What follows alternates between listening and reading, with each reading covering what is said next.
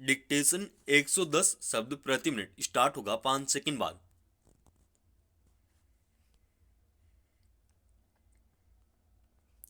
Start.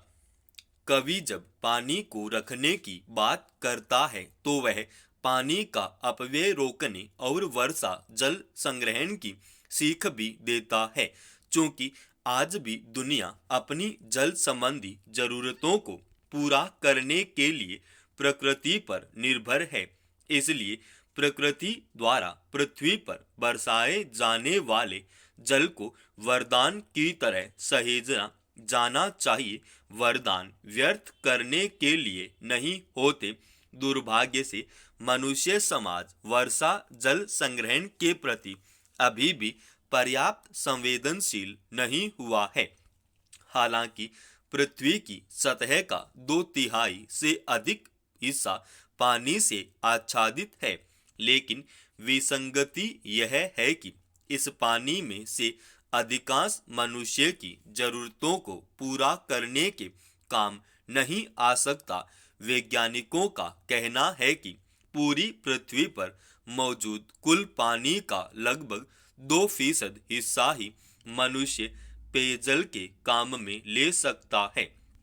समुद्री पानी में लवण तत्व का आधिक्य उसे जीवन के लावण्य को संवारने लायक नहीं रहने देता। विश्व आर्थिक मंच की एक रपट में कहा गया है कि दुनिया की आबादी के कुल 75% से अधिक लोग किसी न किसी रूप में पानी की कमी से जूझ रहे हैं। भारत को नदियों का देश कहा जा सकता है, लेकिन यहाँ भी प्रति व्यक्ति जल उपलब्धता लगातार कम हो रही है। कुछ वर्ष पहले भारत सरकार ने संसद में बताया था कि जहां 1951 में 5177 घन मीटर जल प्रति व्यक्ति प्रति वर्ष उपलब्ध था, वहीं 2025 में इसके प्रति व्यक्ति प्रति वर्ष 1341 घन मीटर होकर रह जाने की संभावना है। यह आंकड़ा डराता है, खासकर तब जब इसी रपट में यह भी बताया गया कि सन 2050 तक यह जल उपलब्धता 1140 घन मीटर प्रति व्यक्ति प्रति वर्ष तक सिमट जाएगी। तब जबकि आबादी बढ़ रही है, ऐसे उत्पादनों की संख्या लगातार बढ़ रही है जिनमें जल का अत्यधिक व्यय होता है और जल की उपलब्धता लगातार कम होती जा रही है। मानव जाति को अप्रिय स्थितियों से बचाने का सबसे अच्छा तरीका हो सकता है कि वर्षा ऋतु में आसमान से गिरने वाले पानी का संरक्षण किया जाए। दरअसल वैश्विक तपिश ने जहां दुनिया भर के ऋतु चक्र को बदला है और दुनिया के अलग अलग हिस्सों में होने वाली बरसात का पैटर्न बदला है, वहीं भूजल के अंधाधुंध दोहन से जमीन के अंदर के पानी की मात्रा पिछले 5 दशकों में तेजी से कम हुई है। भारत जैसे देश में भूजल का लगातार खिसकता हुआ स्तर नीति निर्धारकों के लिए चिंता का विषय बना हुआ है। भारत एक कृषि प्रधान देश है। किसी भी कृषि प्रधान देश के लिए मानसून की वर्षा उत्सव का कारण होती है। परंपरागत तौर पर हमारे यहाँ मानसून एक आनंद का अवसर रहा है। वह पीढ़ी अभी भी सामाजिक जीवन में सक्रिय है, जिसने बचपन के कितने ही घंटे बारिश में भीगकर इंद्र राजा पानी दे गुड़धानी दे गाने गाते हुए या सड़क किनारे इकट्ठा हो गए पानी में कागज की नावें तैराते हुए बिताए हैं। अब बच्चों की प्राथमिकताएं बदल गई है, उनके खेल बदल गए हैं, मगर बारिश का आगमन तमाम व्यवस्थाओं के बावजूद अभी भी मन को बौराता है।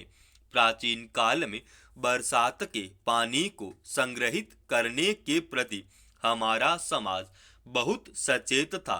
जिस दौर में नलों के माध्यम से पानी घर घर नहीं पहुंचता था, तब लोगों की दिनचर्या अपनी जरूरत के लिए जल प्राप्त करने की कोशिशों से शुरू होती थी। दिन बहुधा नदियों, कुओं, तालाब, झीलों, बावड़ियों या कुओं से पानी लाने से शुरू होता था। मनुष्य का एक स्वभाव है, जिस चीज से उसका स्वार्थ पूरा होता है, उस रिश्ते या उस वस्तु के संरक्षण के प्रति वह सचेत रहता है। पुराने तालाब, बावड़ी, कुएं आदि बहुधा वर्षा जल के प्रवाह के रास्ते में होते थे और बहकर व्यर्थ जा रहे जल को अपने अंतस में सहेज लेते थे। ये जल रचनाएं, संरचनाएं न केवल वर्ष पर्यंत अपने आसपास रहने वाले लोगों की जल संबंधी आवश्यकताओं को पूरा करती थी, बल्कि इनमें जमा पानी रिस रिस कर भूजल स्तर को बचाने और बढ़ाने में भी महत्वपूर्ण भूमिका निभाता था। पुराने लोग इन जल संरचनाओं के संरक्षण के प्रति कितने सजग रहते थे, इसका अनुमान जैसलमेर के गढ़सीसर तालाब के रख रखाव के लिए बनाए गए नियमों से लगाया जा सकता है। इस तालाब की मानसून के पहले सफाई होती थी और सियासत के महाराव खुद उसमें हिस्सा लेते थे। जब शासक स्वयं किसी कार्य में हिस्सा ले तो उसमें अनुष्ठान जैसा उत्साह जागता है। सारी प्रजा बढ़ चढ़कर इस रखरखाव की जिम्मेदारी निभाती थी। पहली बरसात के बाद इस तालाब में नहाना सख्त मना था। यह तालाब विशिष्ट संरचनाओं के माध्यम से अन्य तालाबों से जुड़ा हुआ था। इसका लाभ यह होता था कि कभी अगर जल की आवक अधिक होती थी तो वह पानी तालाब से बहने के कारण बेकार नहीं जाता था, बल्कि अन्यत्र संग्रहित हो जाता था। जैसलमेर राजस्थान के मरुस्थलीय क्षेत्र का नगर है। मरुस्थल के वासियों से अधिक पानी के संग्रहण का महत्व कौन समझ सकता है, मगर अब इस जरूरत को सबको समझना होगा, क्योंकि धरती के अंदर का पानी तेजी से खत्म होता जा रहा है। सन 2021 की महालेखा नियंत्रक की रिपोर्ट में बताया गया कि 2004 से 2017 के बीच भारत में भूजल दोहन 58 से 63% बढ़ा, जो भूजल पुनर्भरण की तुलना में अधिक था।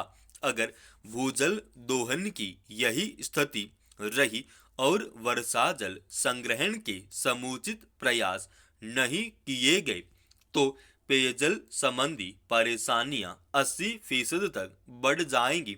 अभी गर्मी के दिनों में देश के कई हिस्सों में पेयजल के मुद्दे पर हिंसक झगड़ों के समाचार देखने सुनने को मिलते हैं। इस वर्ष अजमेर में एक बुजुर्ग वकील ने इसलिए आत्महत्या कर ली क्योंकि साधन संपन्न होने के बावजूद वे अपने परिवार के लिए पेयजल की माकूल व्यवस्था नहीं कर पा रहे थे। 70 के दशक में गांव-गांव में पानी पहुंचने के लिए नलकूप खोदे गए। इसी समय परंपरागत जल संरचनाओं के प्रति समाज में उपेक्षा का भाव बढ़ा और पुराने तालाब, कुएं, कुंड, बावड़ी एक एक करके क्षतिग्रस्त होते गए। उनकी ओर ध्यान नहीं दिया गया। सड़कें सीमेंट की हो गई। पुराने तालाबों के पेटे में बस्तियां बना दी गई, यानी धरती के गर्भ में जल जाने के रास्ते एक एक करके बंद कर दिए गए। नलकूपों के कारण भूजल का दोहन कई गुना बढ़ गया। बढ़ती आबादी ने उपलब्ध संसाधनों पर अतिरिक्त भार लाद दिया। परिणाम यह हुआ कि घटता हुआ भूजल स्तर धीरे धीरे सबकी चिंता का विषय हो गया। ऐसे में सबको वर्षा जल संग्रहण के लिए सतत सचेत और सक्रिय रहना होगा। समाप्त। दोस्तों, रोजाना ऐसी एडवांस डिक्टेशन के लिए इस चैनल को आप अभी सब्सक्राइब कीजिएगा और आज के इस डिक्टेशन का पीडीएफ फाइल हमने हमारे Telegram channel study with HP Swami पे डाल दिया है।